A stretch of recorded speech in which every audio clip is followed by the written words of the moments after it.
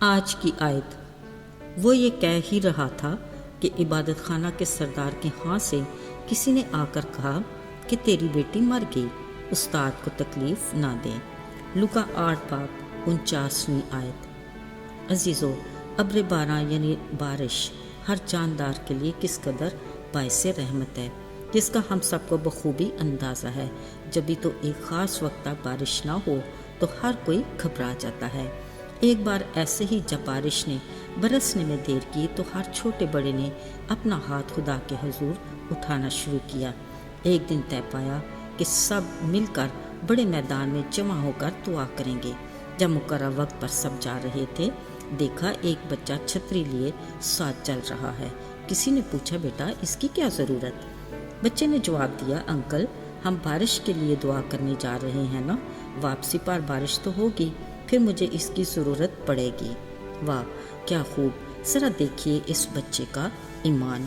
عزیزو، اکثر لوگ صبح وقت پر بیدار ہونے کے لیے الارم لگاتے ہیں، باوجود کہ اگلے پل کی خبر نہیں، پر یقین اپنی جگہ برقرار ہے۔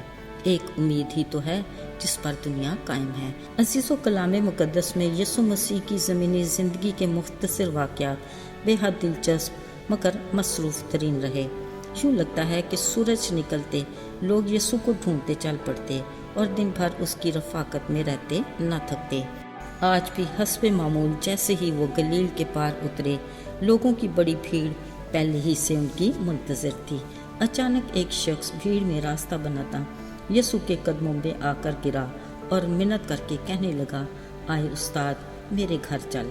یہ یائر نامی شخص عبادت خانہ کا سردار تھا، جو اپنی بیمار بیٹی کی محبت میں یسوع کو ڈھونڈتے وہاں تک آ پہنچا۔ ابھی وہ راستے ہی میں تھا کہ کسی نے سردار سے کہا، تیری بیٹی مر گئی، اب استاد کو تکلیف نہ دیں۔ شاید وہ لوگ یسوع کی قوت اور معجزات کی قدرت کو ابھی تک جان ہی نہ پائے تھے۔ یسوع نے عبادت خانہ کے سردار کو کہا، خوف نہ کر، فقط اعتقاد رکھ، وہ بچ جائے گی۔ غم سے نڈھال باپ کے لیے یسوع کے کہے الفاظ کس قدر تسلی بخش ہوں گے۔ پر جیسے ہی وہ سردار کے گھر داخل ہوئے، یقیناً مایوسی نے ایک بار پھر لڑکی کے باپ کو گھیر لیا۔ وہاں جمع لوگ لڑکی کے مرنے پر رو پیٹ رہے تھے۔ ایک بار پھر یسوع نے تسلی دی اور کہا، ماتم نہ کرو، وہ مر نہیں گئی بلکہ سوتی ہے۔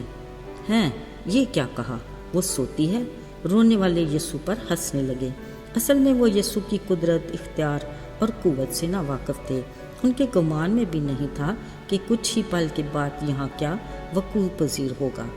خیر، یسوع اپنے 3 شاگردوں پطرس، یوحنا اور یعقوب اور لڑکی کے والدین کو ساتھ لے کر کمرے میں داخل ہوئے جہاں یقیناً وہ مری پڑی تھی۔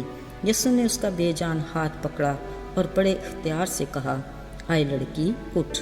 پاس کھڑے ہر ایک کی نگاہیں اس پر جمی تھیں۔ اسی لمحے اس کی روح واپس آئی اور وہ اٹھ کھڑی ہوئی۔ یسوع نے والدین سے کہا، اسے کچھ کھانے کو دو۔ این ممکن ہے کہ اس عبادت خانہ کے سردار یائر کے سامنے یسوع کا یہ پہلا معجزہ ہو۔ شاید وہ آج تک پہلی مرتبہ یسوع کی شخصیت سے متاثر ہوا ہو۔ علاوہ ازیں یسوع کی موجودگی ان سب کے لیے بے پناہ خوشی کا باعث ہوئی ہوگی جو کچھ دیر پہلے رو پیٹ کر اور یسوع پر معنی خیز ہنسی ہنس رہے تھے۔ بے شک اس کی رفاقت میں خوشی اور شادمانی ہے اور اس کے الفاظ میں تسلی اور اطمینان۔ یقین کیجئے، آج بھی اس رحیم خدا کی رفاقت اور اس کے الفاظ ہمارے لیے ویسے ہی پرتاثیر ہیں، کیونکہ وہ آج اور کل بلکہ ابد تک یکساں خدا ہے۔ تعریف ہو اس خدا کی جس کی ذات لازوال اور عجائب بے مثال ہیں۔ عزیزو، شاید ہم میں سے بہت سے اس عبادت خانہ کے سردار یائر کی طرح یسوع کو بس دور سے دیکھنے پر ہی اکتفا کرتے ہیں، مگر وہ ہمیں اپنی قربت میں رکھنا چاہتا ہے۔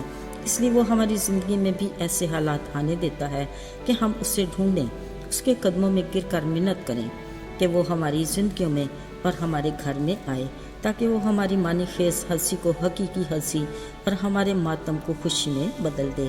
وہ ہماری زندگی میں کچھ نیا کرنا چاہتا ہے تاکہ ہم اثر نو تازگی پائیں اور اپنی روز کی برکات سے مستفید ہوں اور اس کی محبت میں مضبوطی سے جڑے رہیں، تاکہ پھل لائیں اور اپنے کاموں سے، اخلاق اور کردار سے اس کے نام کو جلال دینے کا وسیلہ بنیں۔